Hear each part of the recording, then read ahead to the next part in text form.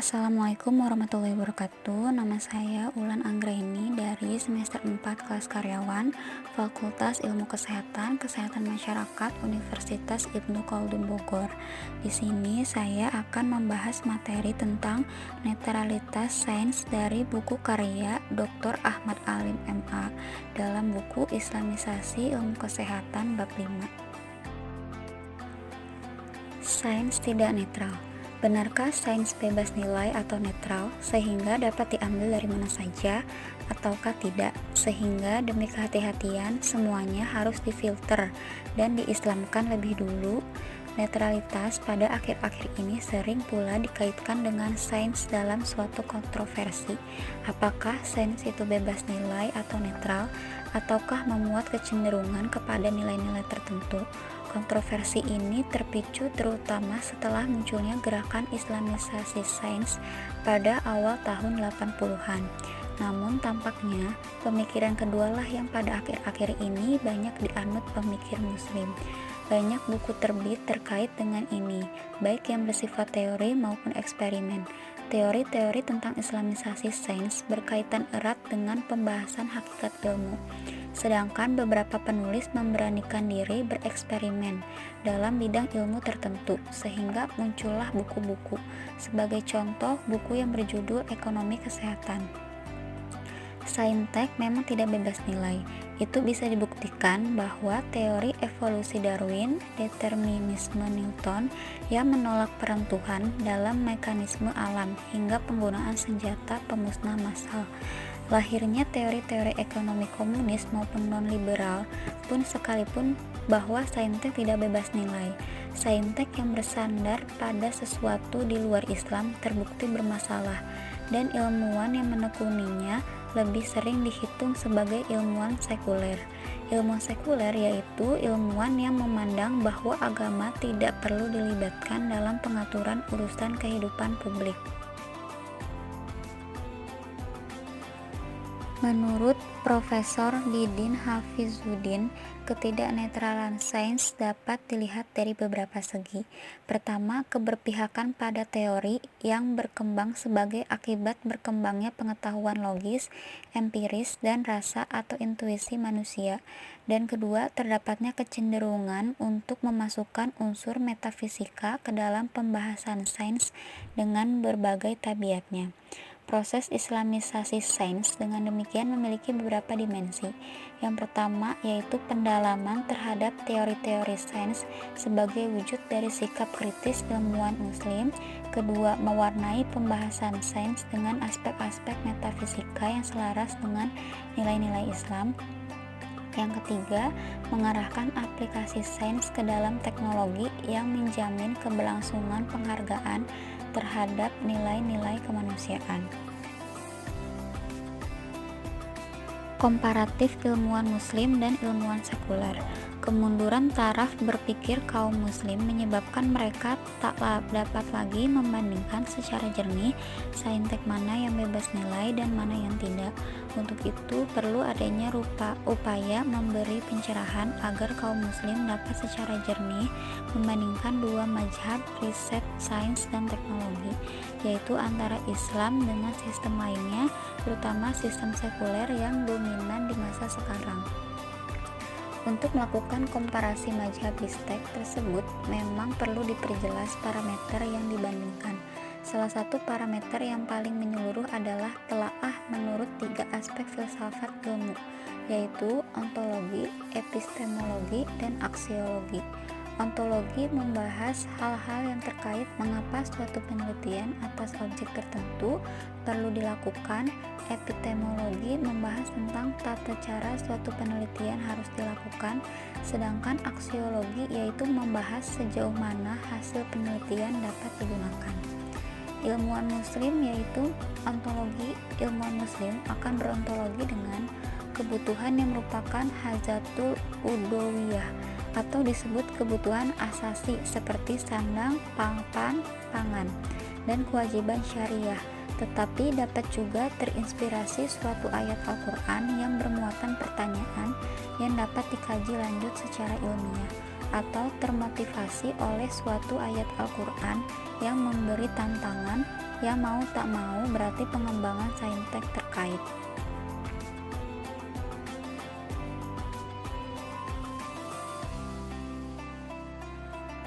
Ada beberapa contoh ontologi ilmuwan Islam. Contoh pertama yaitu seorang ilmuwan muslim akan tergelitik untuk meneliti sehingga seluruh kebutuhan yang termasuk huzatul udowiyah atau disebut kebutuhan asasi seperti sandang, pangan, papan dapat dipenuhi dengan baik. Selain itu juga agar seluruh kewajiban syariah dapat terlaksana. Konon, Imam Al-Khawarizmi mengembangkan aljabar karena ingin membantu membagi waris dengan akurat.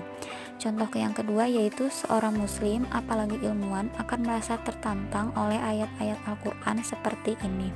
Artinya, kalian adalah umat yang terbaik yang dilahirkan untuk manusia, menyuruh kepada yang ma'ruf dan mencegah dari yang mungkar, dan beriman kepada Allah. Quran Surat Al-Imran ayat 110. Artinya, dan siapkanlah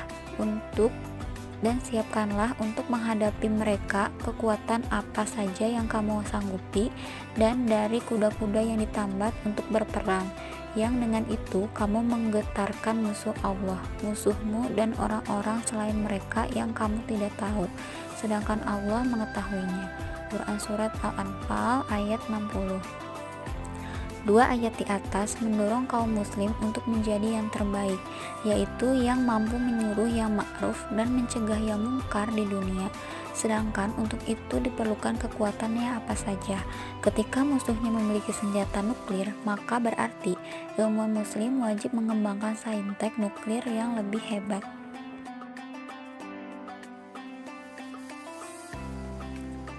Kemudian secara epistemologi, ilmuwan muslim akan melakukannya dengan cara-cara yang dibatasi syariat. Pertama, tidak menolak suatu pernyataan yang harus diimani secara akidah, yang tentu saja memerlukan dalil qat'i. Dan kedua, berjalan sesuai koridor perintah dan larangan. Contoh epistemologi ilmuwan muslim yaitu seorang ilmuwan muslim tak akan membiarkan suatu maksiat terjadi sekalipun demi kemajuan ilmu pengetahuan. Oleh karena itu, percobaan cloning pada manusia harus dilarang, karena bila berhasil berkonsekuensi melahirkan manusia tanpa nasab, yang akan menimbulkan berbagai masalah syara. Dan bila manusia itu ternyata memiliki sifat monster sehingga harus dibunuh, maka ini juga maksiat.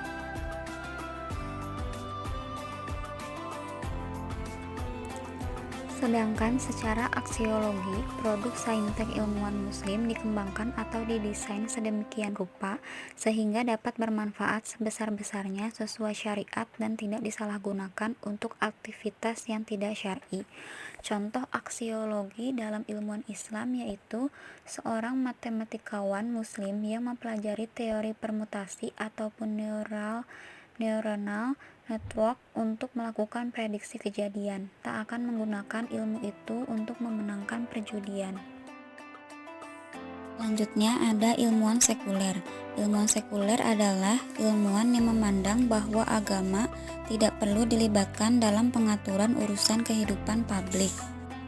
Sementara itu, ilmuwan sekuler akan berontologi pada kepuasan batin peneliti atau kebutuhan dalam masyarakat kapitalis. Mereka akan tertarik untuk meneliti apa saja yang memberikan kepuasan batin, memenuhi selera konsumsi, atau menjaga agar mereka tetap dalam standar hidup yang telah diraih. Alhasil, banyak usaha yang dikeluarkan untuk suatu riset yang tidak menjawab masalah apa-apa kecuali keingintahuan sang peneliti, atau riset yang justru memperbudak manusia pada teknologi atau memperbudak atau menjajah suatu masyarakat pada pihak yang menguasai teknologi. Ada contoh ontologi ilmuwan sekuler, yaitu riset-riset yang dibiayai korporasi besar terus ingin mendapatkan saintek yang makin efisien untuk menghasilkan keuntungan besar. Maka diciptakan mesin-mesin raksasa yang makin efisien untuk mengeruk sumber daya alam. Dampak lingkungannya tidak dikaji karena tidak terkait keuntungan. Di dunia pertanian, pabrik-pabrik benih raksasa menciptakan berbagai bibit unggul yang menjanjikan keuntungan besar bagi petani. Tetapi benihnya tetap harus dibeli dari pabrik. Demikian juga di dunia farmasi. Riset obat instan didorong sedemikian rupa, semakin jauh dari kenyataan bahwa seharusnya kesehatan itu dijaga secara integratif dengan pola makan, pola pikir, pola hidup, dan lingkungan yang sehat. Epistemologi ilmuwan sekuler, yaitu epistemologinya juga pada dasarnya bebas, tidak ingin diatur sekalipun oleh hukum. Ada beberapa contoh epistemologi ilmuwan sekuler. Yang pertama, contoh peristiwa penjatuhan bom atom atas Hiroshima dan Nagasaki. Sebenarnya juga sekedar metode untuk mengetahui dampak ledakan nuklir pada sebuah kota berpenduduk, bukan untuk mengakhiri perang, sebab saat itu sebenarnya Jepang sudah siap menyerah. Contoh yang kedua yaitu ada sejumlah ilmuwan barat yang tetap ingin mengetahui manusia seperti apa yang akan dihasilkan dari proses cloning. Ketika sejumlah negara seperti Amerika Serikat melarang riset cloning pada manusia, mereka mencari negara lain yang hingga saat ini belum memiliki aturan melarangnya. Sedangkan aksiologi ilmuwan sekuler adalah yang memberi keuntungan sebanyak-banyaknya. Contoh aksiologi ilmuwan sekuler yaitu rezim paten di dunia barat di satu sisi memang telah melindungi inventor dari kesewenangan pemilik modal, namun di sisi lain telah menyebabkan jutaan penemuan tidak atau lambat termanfaatkan karena kendala paten. Begitu banyak penemuan yang sudah berpuluh tahun ada dan diumumkan dalam dokumen paten, namun tidak pernah kita jumpai pada kehidupan sehari-hari. Akibatnya, investasi investornya tidak kembali. Dia tetap miskin karena penemuannya tidak bernilai komersial, dan dia juga tidak mendapat nilai moral karena tidak ada orang yang memakai penemuannya itu. Di sisi lain, barangkali ada persoalan di lapangan yang mestinya bisa diatasi dengan sesuatu yang telah ditemukan, tetapi tidak jadi diatasi karena penemuan itu dilindungi paten. Kesimpulan yang dapat diambil dari materi tentang netralitas sains yaitu dengan demikian jelas bahwa memang ada bedanya antara saintek yang dikembangkan dalam sistem Islam dari sistem sekuler. Ada produk saintek yang tidak kompatibel dengan Islam, dan uji ontologi, epistemologi maupun aksiologi ternyata dapat digunakan untuk memilah saintek mana yang kompatibel dari yang tidak. Memang secara historis, saintek Islam dibangun di atas ilmu yang berbasis wahyu. Ilmu di dalam Islam berdimensi iman.